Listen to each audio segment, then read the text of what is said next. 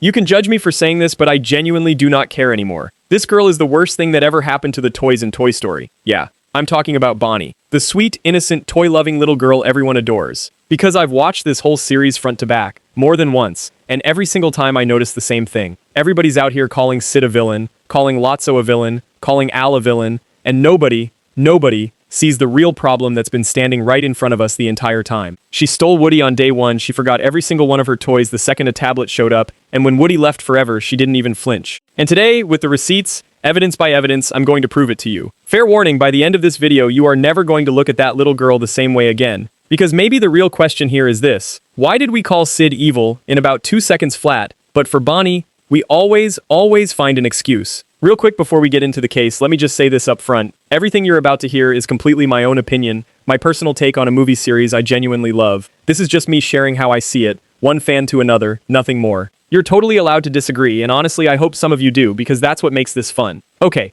with that out of the way, if you love this kind of deep dive, the theories nobody else is brave enough to say out loud, hit subscribe because this channel runs on exactly this. And drop me a comment right now, honestly, do you love Bonnie or do you secretly can't stand her? Be honest. Okay, let's open the file. So let's start at the very beginning, with the original sin, because most people completely missed it. Think back to the end of Toy Story 3. Andy did not put Woody in that donation box. Woody was his most special toy, the one toy he wanted to keep, the one he was literally going to take to college. But Bonnie reaches into Andy's car and quietly takes Woody anyway. So, technically, the single most valuable toy in this entire franchise ends up in her hands through what is basically a theft. It looks small, it looks innocent, sure. But strip away the cute music and the big eyes, and the facts don't change. Woody wasn't hers, and she took him anyway. That's red flag number 1, and trust me, they pile up fast. And then right after, there's that famous moment. Andy hands over his entire childhood. Buzz, Jessie, Rex, all of them. A whole box of love. And is she satisfied? No. She wants Woody too. And when Andy hesitates for just a second, because Woody means everything to him, watch her. She gets this little pouty, almost bratty energy, practically demanding him. Think about that. A kid just gave you his treasure and your reaction is, give me that one too.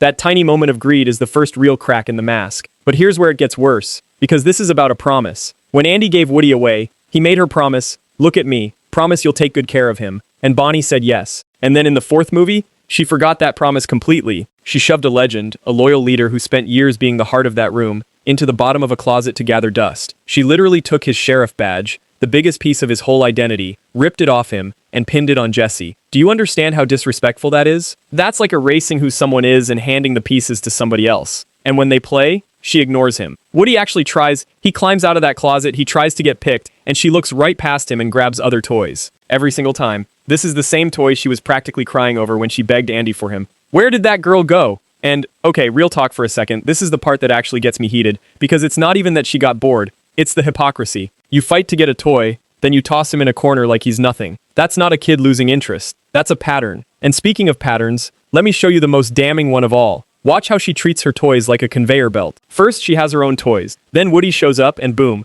her old toys get pushed to the background. Then Andy gives her Jessie, and suddenly Woody's the one shoved aside. Then she makes Forky, and now Jessie doesn't matter anymore either. She is never ever satisfied. There's always a new favorite, and the old one gets thrown away. And that brings us to Forky. She takes years of iconic, legendary, beautifully made toys and throws them aside to obsess over a spoon she pulled out of the trash. A literal piece of garbage becomes the center of her world. I'm sorry, but that tells you everything about how much those other toys actually meant to her. Hey, if you're enjoying the case so far, do me a favor and smash that subscribe button. It genuinely helps this little channel more than you know, okay? Because it's about to get so much worse. Because she can't even keep track of the toys she has. Be honest, how many times does she lose Forky in that 4th movie? I lost count. He's running off, getting lost, ending up in danger over and over, and a huge chunk of it comes down to her just not paying attention. The most basic job of a toy's kid is to keep an eye on them, and she can't even manage that. Meanwhile, Woody, the toy she ignores, spends the whole movie risking everything to protect her toys, to keep them safe, to hold it all together, and she doesn't notice a thing.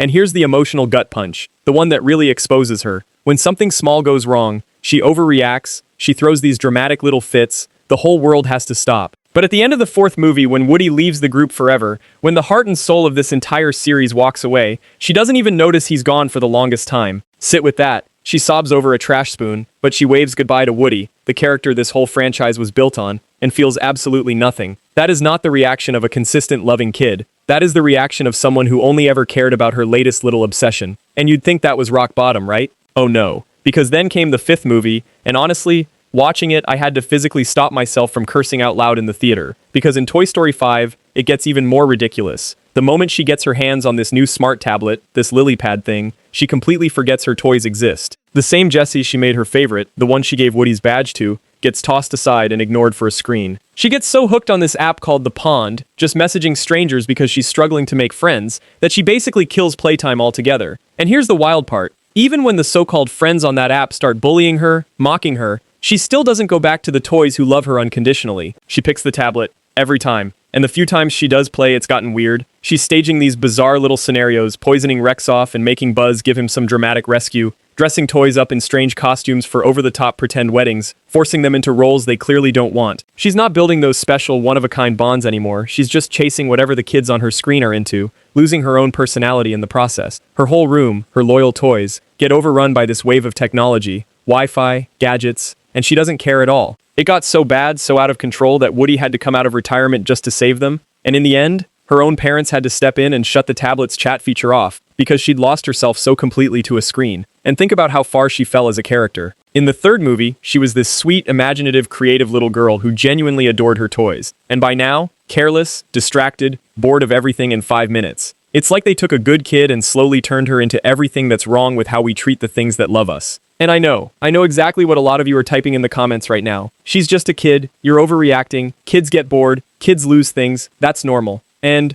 okay, fair. But hold on, let me hit you with the one thing that breaks that whole argument in half. Sid was a kid too. Remember Sid, the kid from the very first movie? And every single one of us branded him a monster in about 2 seconds. We hated him instantly. But here's the thing nobody wants to admit. Sid was a kid growing up in a rough home, without much love or attention, and the stuff he did to those toys came from loneliness and curiosity more than actual evil. And instead of feeling bad for him, we called him the villain and moved on. So why? Why do we give Sid zero grace, but for Bonnie, we bend over backwards to defend her? And this is exactly why the internet is completely split on her right now. Half the fandom genuinely can't stand her, and the other half is screaming she's just a child. And honestly, here's my real problem underneath all of this. I am so tired of these spoiled, careless kid characters Disney and Pixar keep writing, over and over, for the last 15 years. They all feel the same, entitled, ungrateful, and we're just supposed to find it charming. And look, this is the kind of thing I genuinely wish I could talk about with all of you in person, just sitting around a table with a coffee, going back and forth on it. Because I know not everyone's going to agree with me, and that's the fun of it. So seriously, tell me down in the comments, why do you love Bonnie or why can't you stand her?